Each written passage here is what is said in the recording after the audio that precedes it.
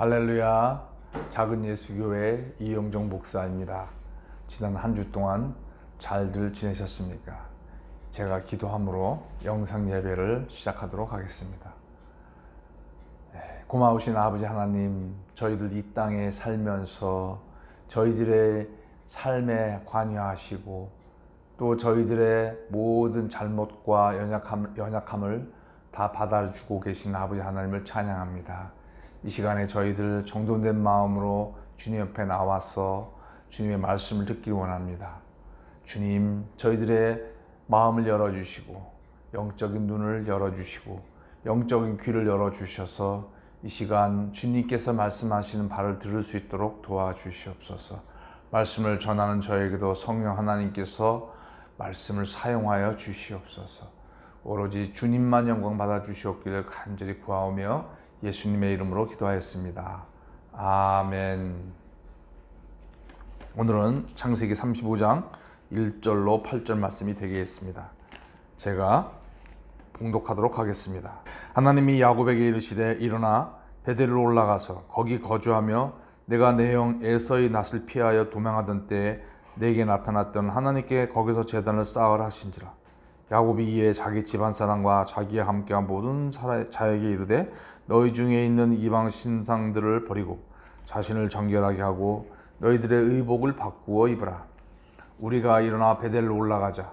내 환난 날에 내게 응답하시며 내가 가는 길에서 나와 함께 하시는 하나님께서 내가 거기서 제단을 쌓으려 하노라 하며 그들이 자기 손에 있는 모든 이방 신상들과 자기 귀에 있는 귀고리들을 야곱에게 주는지라. 야곱이 그것들을 세겜나무 상수리나무 아래에 묻고 그들을 떠났으나 하나님이 그 사면 고울들로 크게 두려워하여 하게 하셨으므로 야곱의 아들들을 추격하는 자가 없었더라. 야곱과 그와 함께한 모든 사람이 가나안 땅 루스 곧 베델에 이르고 그가 거기서 제단을 쌓고 그곳을 엘 베델이라 불렀으니 이는 그의 형의 낯을 피할 때에 하나님이 거기서 그에게 나타나셨음이더라. 리브가 유모 드보라가 죽음에 그를 베델 아래에 있는 상수리 나무 밑에 장사하고 그 나무 이름을 알론 바곳이라 불렀더라. 아멘. 지난 34장에서 세겜에서의 디나 강간 사건과 세겜 사람들의 몰살시키는 그런 비극적인 사건이 일어났습니다. 이 일로 인해서 야곱은 크게 두려워하였고 이제 많은 주위에 있는 여러 부족들이 이 야곱의 집안을 멸절시키지 않을까 하는 두려움이 그를 엄습했습니다. 그래서 그가 자기의 자녀들에게 너희들이 왜 그렇게 했느냐, 그러다가 너희들이 우리 집안이 다 없어지면 어떡하겠냐라고 두려움을 이야기하였을 때에 34장 31절에 그의 자녀들이 이 얘기를 합니다. 그들이 이르되 그가 우리 누이를 창녀같이 대우하며 오르니까. 우리는 이것을 그냥 무심코 읽을 수 있겠지만은 이 시대의 자녀들이 아버지가 하는 말에 대해서 토를 단다고 하는 것은 상식적이 않은 그런 일이 되겠습니다. 이것은 오늘날 우리가 자녀들을 쭉 기르다가 자녀들이 어느 순간부터 부모가 하는 말에 대해서 토를 달고 대들고 따지기 시작하는 때를 우리는 경험하게 됩니다. 그럴 때 부모들이 얼마나 당황스럽습니까? 그러나 이제 오늘날 시대에는 인권과 인격적인 이런 것들이 많이 열려져 있기 때문에 그런 것들에 대해서 크게 문제 없었지만은 이 시대에는 이런 아버지의 그런 특별히 족장으로서의 그런 발언에 대해서 자녀들이 토를 달고 대꾸를 한다. 또 그리고 아버지를 속이고 이런 비극적인 일을 저지른다. 이런 것들은 이미 족장으로서의 자질들이 사라진 상황이 되겠습니다. 성도 여러분께서는 자녀들과의 관계에서나 또는 어떤 공동체에서 권위를 잃어버려 보신 적 있습니까? 그 지도자는 또 그 권위를 상실하는 그 부모는 참으로 이 마음이 참담하고 또 실망과 그런 자신감이 사라지는 그리고 인생을 헛산 것 같고 복잡한 생각들이 많이 듭니다. 그가 이제 자신의 집은 망할 것 같고 자기 자녀들은 자기를 대들고 이제 굉장히 어려움이 그에게 왔습니다. 이 상황에 대해서 그는 환난의 때다. 이제는 우리가 꼼짝없이 죽게 되었구나 라고 느끼면서 참 황망해하는 그런 야곱의 마음이 되겠습니다. 성도 여러분, 혹시나 성도 여러분은 자신의 삶 가운데서 야, 이제는 죽는구나 그런 어려움을 겪어보신 적 있습니까? 야곱은 3절에 베델로 올라가자. 내 환난날에 내게 응답하시며 내가 가는 길에 나와 함께 하시는 하나님께서 라고 그 자기가 경험한 하나님을 얘기하고 있습니다. 성도 여러분은 어떤 하나님을 고백하시겠습니까? 그냥 하나님은 이렇대. 성경에 나오는 하나님은 이렇다더라. 또 어떤 사람이 그러는데 하나님이 이렇다더라. 또 어느 책에서 그러는데 이런 하나님은 이렇다더라. 그러나 그것은 성도 여러분의 간증이 아니고 성도 여러분의 이야기가 아닌 줄 압니다. 성도 여러분, 만약에 특별한 삶에 어려움이 없으시다면 한번 용기를 내서 하나님을 정말로 피부로 느낄 수 있는 그런 어려움을 달라고 하나님께 기도하여 보시면 어떻겠습니까? 우리는 우리의 육신은 늘 평안한 것을 추구합니다. 그러나 성경에서는 고난당한 것이 내게 유익이라고 말씀하시면서 우리가 환난을 당해보지 않으면 그때 진정으로 하나님을 찾지 않게 되고 하나님이 우리에게 멀게만 느껴지는 그런 상황들이 있게 됩니다. 성도 여러분, 하나님을 더 가까이 알기 원하신다면 힘드시더라도 한번 하나님을 경험할 수 있는 환경을 달라고 용기를 내어 기도하여 보시면 좋겠습니다.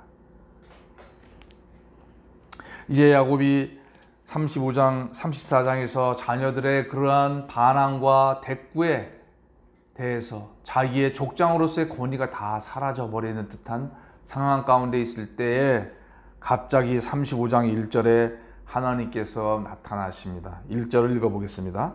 하나님이 야곱에게 이르시되 일어나 베델로 올라갔어.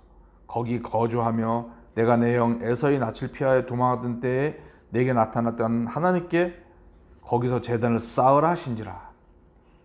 이 우리나라 말씀은 성경은 이 34장과 끊어진 것처럼 보이지만은 히브리 원어는 이어져서 얘기합니다. 오르니까 하고 말하자마자 하나님께서 야곱에게 말씀하신 겁니다. 이것은 그냥 하나님께서 우연히 말씀하신 것이 아니고 이 세겜 사건에 대해서 하나님은 쭉 지켜보고 계셨고 야곱이 이것을 도저히 해결할 능력이 없는 것들을 하나님은 계속 보셨습니다. 보시다 이제는 자녀들까지 대드는 그 상황에서 하나님께서 이제 직접 야곱에게 말씀하시는 겁니다.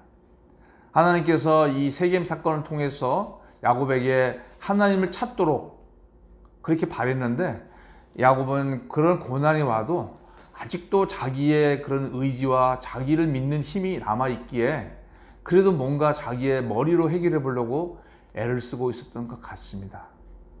하나님의 길을 찾지를 않는 거죠. 그 상황에서 하나님께서 이제 바로 나타나셔서 야곱에게 이제 귀에 대고 말씀하신 겁니다. 일어나라. 그가 어떤 상황이겠습니까?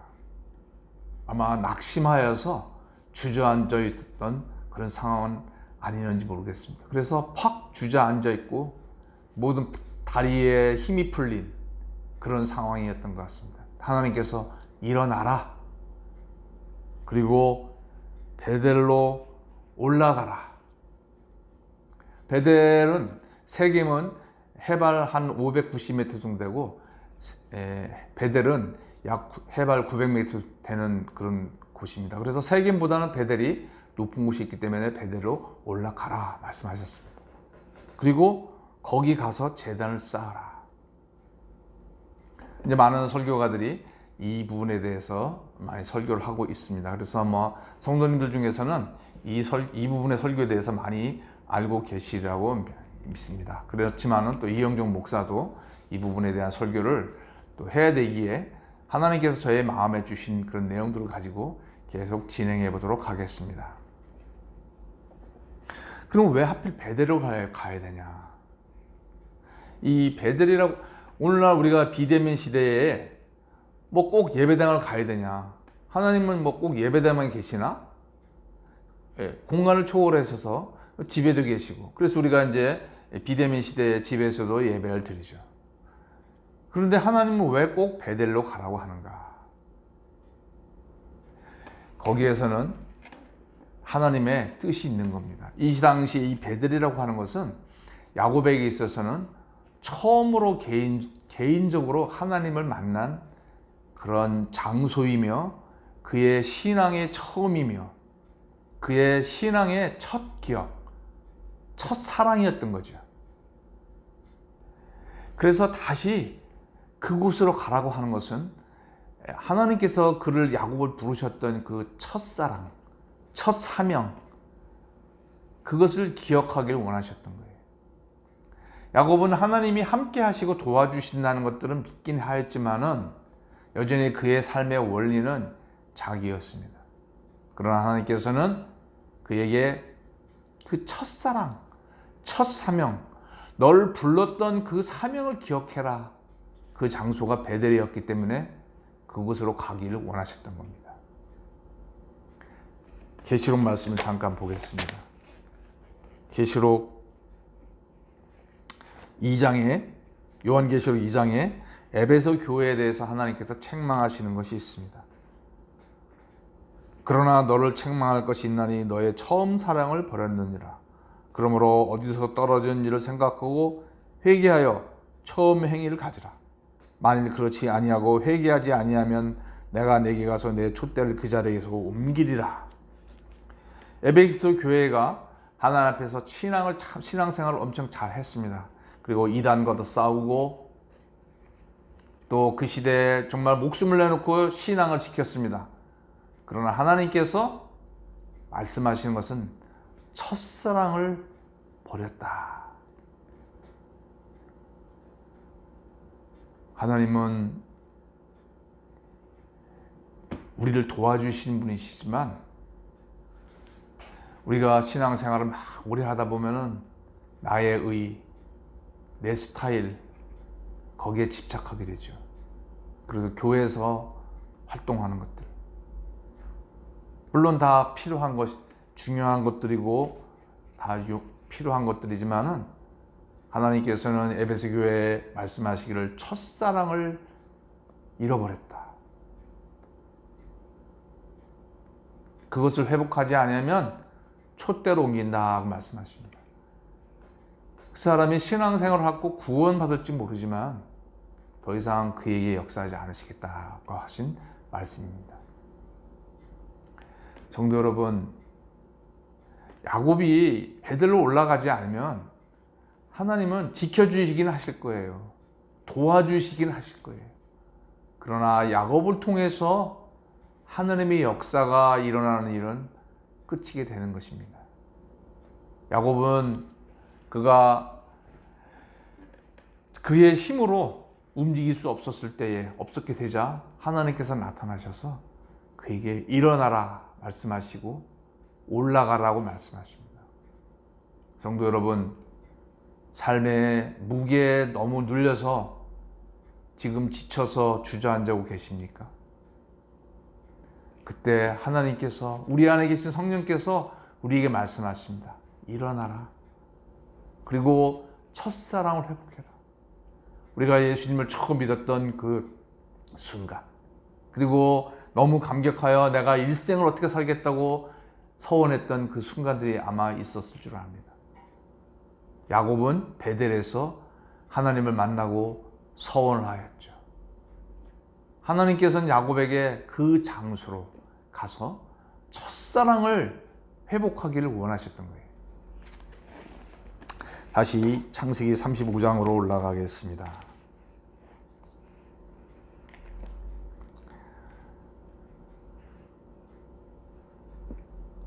야곱이 그 말씀을 듣고 이제 자기 집안 사람에게 이야기를 합니다. 여기서 그 자기 집안 사람과 자기와 함께한 모든 자 그랬는데 이 사람들은 누구겠습니까? 자기 집안 사람들은 자기 자녀들과 며느리와 뭐 이렇게 되겠죠. 그런데 자기와 함께한 모든 자 속에는 세겜에서 포로로 잡아온 사람들도 들어가 있습니다. 이제는 야곱은 자기 그냥 족장으로서가 아니라 세겜에 잡아온 포로들까지도 있는, 근데 그 사람들이 무엇을 가지고 있었습니까? 우상들을 갖고 있었고 그 우상의 부적에 해당되는 귀고리를 하고 있었던 겁니다. 그리고 라헬은 그 아버지 드라빔을 갖고 있었죠. 나중에 이제 야곱이 알게 됐을 거예요. 그래서 하나님께서 야곱에게 베델로 올라가서 거기서 제단을 쌓으라 그랬을 때에 하나님께서는 그렇게까지만 말씀하셨습니다. 그럼 가면 되지 않습니까? 그러나 하나님께서 야곱의 마음 가운데 어떤 마음을 주셨냐면 내가 그냥 하나님을 만날 수 없죠. 그가 경험한 하나님은 어떤 하나님입니까? 유일하시고 거룩하신 하나님이에요. 그런데 지금 야곱이 이제 정신을 차려서 보니까 자기의 가족들이 그리고 포로로 잡아왔던 그 많은 사람들이 각기 우상을 섬기고 있는 거예요. 그래서 그가 그 모습을 보면서 그가 족장으로서 그리고 영적인 권위를 가지고 그 우상들을 버리라고 이야기를 합니다. 그런데 신기한 일이 벌어집니다. 따라요. 그 토를 달았던 자녀들이 그리고 그 포로로 잡혀왔던 자들이 못하겠다 거부하지 아니하고 야곱의 말에 순종하는 놀라운 일이 일어납니다. 이것이 어떻게 가능했을까요? 그것은 저도 잘 모르겠지만 하나님의 특별한 역사가 있었던 것 같습니다. 하나님께서 야곱의 그런 그 결단을 보시고 다른 사람들의 마음에 큰 감동을 주었던 것 같습니다. 그래서 야곱이 요구한 것이 신상을 버리고 너희들을 정결케 하고 너희들의 의복을 바꿔 입으라. 왜냐하면 그들이 입었던 의복은 그 시대의 종교적인 습관과 연관된 그러한 의복들이 되었기 때문에 옷을 바꿔 입으라. 그 마음만 변화되는 것이 아니라 외적인 그런 모습들도 변화될 것들을 야곱이 요구한 거죠. 이랬을 때에 4절 말씀에 그들이 자기 손에 있는 모든 이방 신상들과 자기 귀에 있는 귀고리들을 야곱에게 주는지라. 신상을 버리라 그랬는데 이들이 더 적극적으로 이제는 신상뿐 아니라 자기들이 몸에 지니고 있던 것까지도 다 버립니다. 이 얼마나 놀라운 일이 되겠습니까? 성도 여러분, 우리는 늘 환경이 변하게 됩니다. 우리가 젊었을 때는 혼자 살았지만 어느 순간 우리가 가족을 이루게 되고 또 어느 순간은 내가 공동체의 리더가 되고 그 다음에 어떤 더 큰 공동체의 리더가 되고 또 어떤 큰 교회의 어떤 또 지도자가 될 수도 있겠죠. 그래서 그런 자기의 삶의 변화에 있어서 우리가 항상 어려움을 당하는 것은 내가 개인적으로 하나님을 개인적으로 만나는 경험은 특별히 어려움이 없습니다. 그런데 가정을 이끌면서 만나는 경험은 쉽지가 않습니다. 왜냐하면 벌써 이제 갈등이 생기는 거죠. 그리고 어떤 공동체를 섬기면서 또 하나님을 경험하는 것은 또 다른 차원의 경험이 되겠습니다. 이 야곱은 이제 그가 처음에 에서를 떠났을 때는 혼자 왔지만 지금은 큰 무리를 이루게 됐기 때문에 여기서 이제는 하나님을 경험해야만 했습니다. 그래서 이제는 공개적으로 가족들과 그와 함께하는 자들에게 나는 하나님을 섬길 거다, 나는 올라갈 거다, 그렇게 외치죠. 이것은 마치 여호수아가 출애굽한 이후에 이제 가나안 땅을 앞두고 이스라엘 민족에게 외칩니다. 나와 내 집은 여호와를 섬기겠다. 너희들은 어떻게 하겠느냐. 성도 여러분, 우리는 어느 땐가는 나 개인의 신앙을 내가 속으로만 감추는 것이 아니라 공개적으로 선언해야 할 때가 있습니다. 사람들 앞에 나는 하나님을 믿습니다. 가족들 앞에 나는 하나님을 믿습니다. 그리고 나는 하나님을 섬길 겁니다. 여러분은 어떻게 하시겠습니까? 그렇게 선언해야 할 때가 있을 거예요. 그럴 때 사람들이 날 따라올까? 또 내 가족들이 내 말을 들을까? 두려움이 우리를 또 누르게 될지도 모릅니다. 그러나 성도 여러분, 그렇게 내가 내 입으로 선포할 때 이 성경은 하나님께서 그와 함께한 자들에게 감동을 주고 그들이 순종하는 놀라운 역사가 일어나게 됩니다. 그래서 그 많은 사람들이 야곱을 따라서 자신들이 믿고 있었던 우상을 다 버리고 야곱이 섬겼던 그 하나님이 나의 하나님 되리라 그러면서 베델로 올라가는 놀라운 역사를 성경은 기록하고 있습니다. 성도 여러분, 이제 설교를 마치겠습니다. 우리가 설교를 정리하면 야곱이 황망하여서 털썩 주저앉았던 그런 기가 막힌 상황이 벌어졌지만 하나님께서는 먼저 찾아와 주셔서 우리에게 일어나라고 말씀하시고 올라가서 첫사랑을 기억하라, 너를 부르신 그 부르심을 기억하라고 말씀을 하십니다. 그래서 그가 이제 사람들에게 또 그의 가족들에게 그의 권위가 다 실추되었지만 그의 고백을 합니다. 나는 하나님을 섬기겠다. 정결한 마음을 가지고 나를 따르려면 따르라. 너희들이 안 따라오면 나 혼자라도 베델에 올라가서 하나님을 섬기겠다. 그런데 하나님께서 따르는 사람들의 마음을 변화시켜 주셔서 그들도 하나님을 섬기러 올라갑니다. 성도 여러분, 우리가 야곱과 같이 과거에 나 자신을 위해 살아왔지만 이제 어려움 가운데 있다면 그 어려움을 주신 하나님의 뜻은 무엇인지 기억하고 이제는 하나님께서 쓰시는 사람들을 하나님께로 인도하는 그런 인생을 살아보시지 않겠습니까? 기도하겠습니다. 아버지 하나님, 이제 야곱이 어려움을 통하여 한 개인의 신앙의 삶에서가 아니라 이제 큰 민족을 이끄는 사람으로서 또 신앙의 대표자로서의 삶을 살아가기 결심을 하고 사람들 앞에 고백을 하고 선언하는 것을 봅니다. 주님, 저희들도 저희들의 신앙을 개인적으로만 알고 있는 것이 아니라 하나님 앞에 고백하며 사람 앞에 저희들의 신앙을 드러내며 하나님을 섬기는 삶을 살 수 있도록 도와주시옵소서. 그리하여 저희와 함께하는 사람들에게 하나님에 대한 큰 감동을 주게 하시고 그리하여 저희를 통하여 많은 사람들이 하나님께 나오는 역사가 있게 하여 주시옵소서. 예수님의 이름으로 기도하였습니다. 아멘.